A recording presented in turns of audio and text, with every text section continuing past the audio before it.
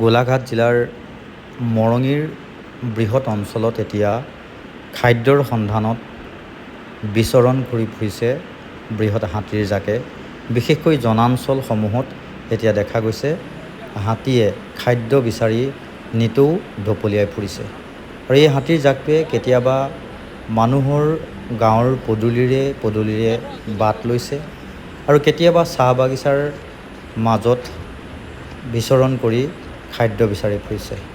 ইয়াৰ মাজতেই এই বৃহৎ হাতীৰ জাকটোৰ সৈতে আগবাঢ়ি যোৱা সৰু সৰু পোৱালিসমূহে বিভিন্ন সময়ত বিভিন্ন ঠাইত আঘাত পোৱা পৰিলক্ষিত হয়।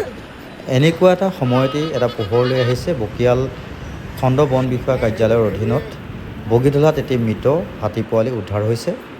আৰু এই হাতীৰ জাকটোৱে আচলতে খাদ্যৰ বাবেই জনাঞ্চলত থিতাপি লৈছে। খাদ্য বিচাৰি মানুহৰ গাঁৱৰ পদূলিত আচলতে বাট লোৱা পৰিলক্ষিত হৈছে। পদূলিয়ে বাট লৈছে। কেতিয়াবা যদি মানুহৰ বাৰীৰ কাষেৰে, কেতিয়াবা মানুহৰ গাঁৱৰ পদূলিৰে বাট লোৱা হাতীৰ জাকটোৱে বিভিন্ন সময়ত চাহ বাগিচাত দিনৰ ভাগত আশ্ৰয় লয় আৰু নিশা গাঁৱলৈ খাদ্য বিচাৰি এই হাতীৰ জাকটোৱে ঢাপলি মেলে।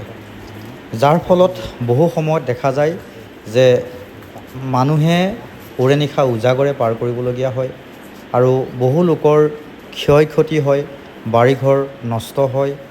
সমান্তৰালভাৱে বহু সময়ত মানুহে পথাৰ ৰখিবলগীয়া হয় আৰু বহু লোক এতিয়া খেতিৰ পৰা বঞ্চিত হৈছে এই বৃহৎ হাতীৰ জাকৰ বাবেই। কাৰণ বৃহত্তৰ মৰঙীৰ বিশেষকৈ ঢলা গাঁৱৰ বা তেলীয়া গাঁৱেই হওক, এই বৃহত্তৰ কৃষিভূমি এতিয়া উকা হৈ পৰিছে। কাৰণ বিশাল পথাৰত এতিয়া খেতি নাই এই হাতীৰ জাকটোৰ বাবেই। হাতীৰ জাকেও আচলতে উপায়ন্তৰ হৈ মানুহৰ বাৰীলৈ খাদ্য বিচাৰি আহিছে, চাহ বাগিচাসমূহত খাদ্য বিচাৰি আহিছে।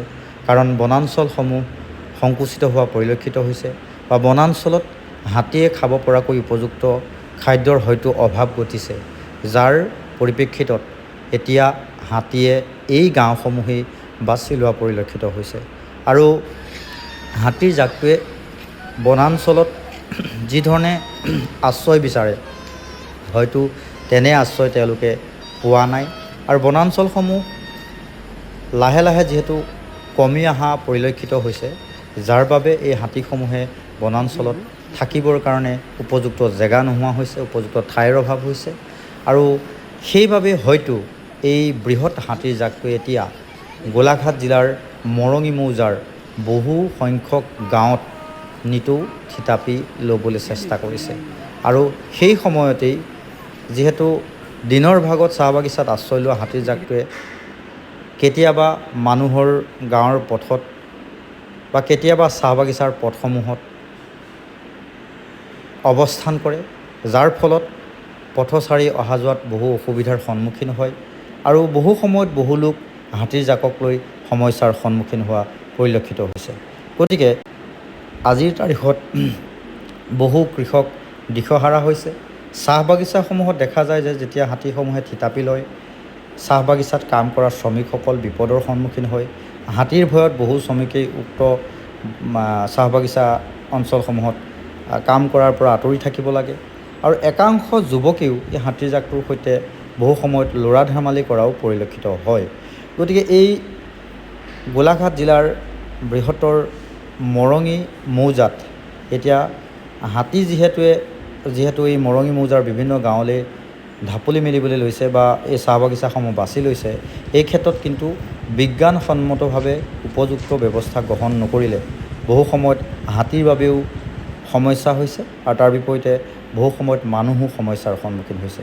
সৰু সৰু পোৱালিৰ সৈতে যেতিয়া হাতী চাহ বাগিচাসমূহত আগবাঢ়ে, বহু সময়ত হাতী পোৱালিসমূহ বাগিচাৰ খালত সোমাই পৰাও দেখা যায়।